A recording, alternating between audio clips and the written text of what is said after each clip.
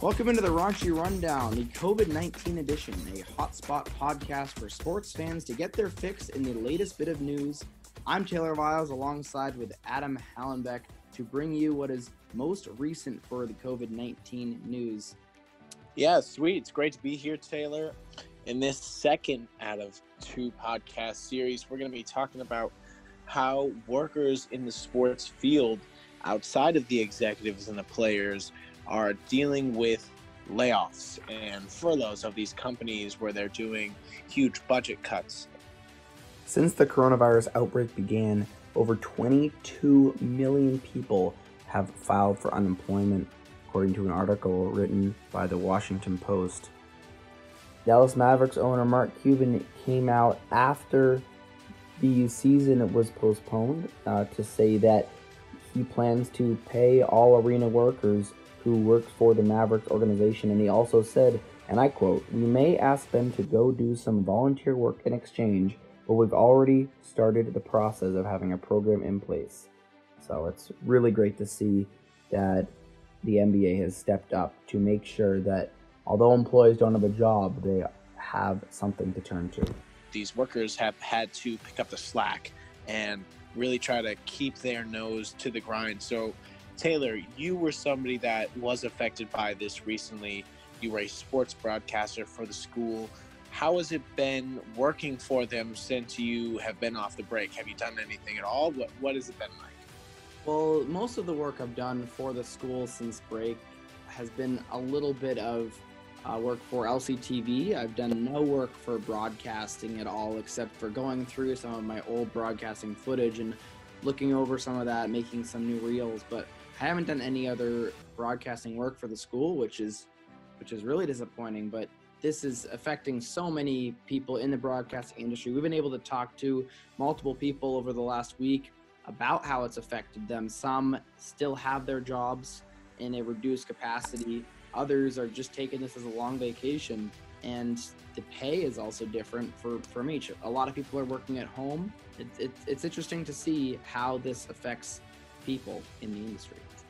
And so now we're going to take it to a few of those people that we got to talk to in the industry, seeing difficulties in their very own shoes, as we have a content producer at Nesson, we have a production assistant with TD Garden, and we also have a broadcast assistant with the Minnesota Twins, all talking about how they've dealt with the fallout and how they've dealt with working in a world with no sports.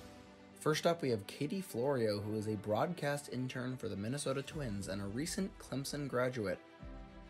I ended up flying back to South Carolina at the beginning of April, and so I'm like back home in the South, probably for another 2 weeks or so, but hopefully things start back up soon within the next month. But yeah, just not much going on, just doing, they give me like, I have little assignments to do each day, but yeah, no, that's about it. Well, I work with their radio network, so what they've been doing, obviously, in place of like every game that would have been broadcasted live, they're doing a lot of reruns of past games, even dating back, like the last project I just worked on was the 1965 World Series against the Dodgers.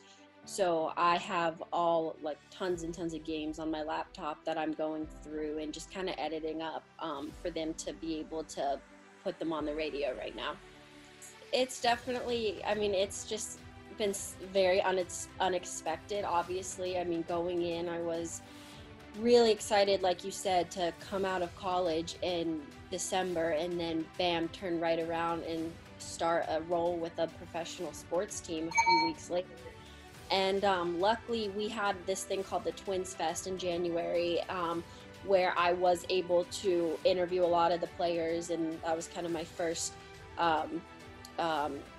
introduce myself to them and just kind of get ready for the season. So I had that and did that in January, and that was kind of a good first taste and introduction to everything, and had been working the spring training games, ready for things to start. And like you said, it was just like bam, gone. And so it's been hard. You know, there's days when I still look at the schedule and I'm like, oh, should be playing the Red Sox right now. I should be at Target Field or whatever, and you know, get a little bummed out. But at the same time, I've tried to keep everything in perspective. So my name's Abigail Adams, and I work for Nessun as a content producer. It was pretty hectic the night. I actually wasn't there when sports shut down. I happened to be on PTO, but things got really hectic really fast that night. All of a sudden, everybody was asked to leave the office. People would come back in to grab some things, and everybody was being shoved a work laptop to make sure people could work from home. And ever since then, we've been working remotely. We are lucky at Nessun that we have not had any layoffs, especially at digital. We actually have been kind of really leading the charge for Nessun since we've kind of had this thing start, because with so many people out of the office and a lot of our main content comes from our on-air stuff, we've been really kind of on the digital side, really been leaned on a lot by the company, so we can continue to get ad sales and still post content and still keep the site going as much as possible. We've been really lucky, but I know a lot of people in the industry that haven't been nearly as lucky.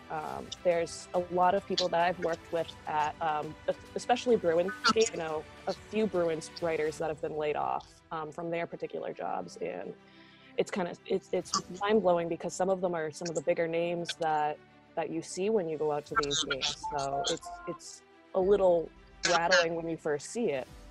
I know when I first saw a couple of the layoffs, I was a little floored. But it's good that at least in this part of the industry where we have both television and digital, that we can kind of lean on each other. They are starting to phase people back in, unless Baker pushes it off, they're looking at May 18th. But digital, we're going to be the last ones, and we think that, and this is just speculation, this is not what the company's told us, but between us and digital, we really wouldn't even be surprised if we don't go back this year in general, because if there's a second spike, everybody's going to go right back home, and we're once again going to be at the bottom of the barrel to go back in, only because it's so easy for us to work at home, and a lot of us don't mind it. My name is Allie Clancy, and I was an intern at TD Garden. I worked in the control room, so I had my own camera during games, and I would do fan shots and hallway shots and just record pregame footage for the Jumbotron. So it was a pretty slow process because the NBA announced they were suspending their season first. So then my boss reached out and said, we'll see what the NHL does. But as you know, like half of your schedules just kind of got canceled. And then after the NHL announced the cancellation of their season or the suspension, he said just keep in touch, and he recommended everyone would file for unemployment. And then shortly after that, the Garden decided to just cancel all internships, and that was sort of the end. It definitely was really hard because I loved my job there, and it was just nothing but fun.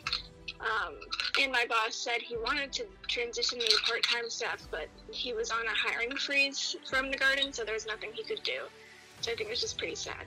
Well, there you have it. There's wonderful viewpoints from different people in the industry, and you can really see how the situation has affected these people in different ways. You saw with Katie Florio, she still has her job, but it's in a totally different way than she thought it was going to be. She thought she was going to be out in Minnesota right now, watching baseball and working with that. Instead, she is at home in South Carolina, putting together broadcast reels from like the 1960s playoffs.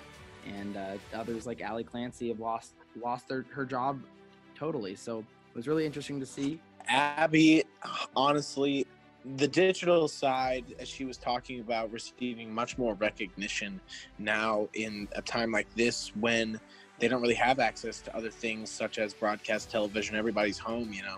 I really saw the value and how much digital is going to increase in importance in people's lives in the next few weeks, and maybe even after all this ends. You know, our relationships can change with media, and the way Abby was talking about that really was convincing. We wish all these individuals well in their hopeful eventual return to sports. And thanks for tuning in, guys, to the Raunchy Rundown with Adam and Taylor. We'll see you next time.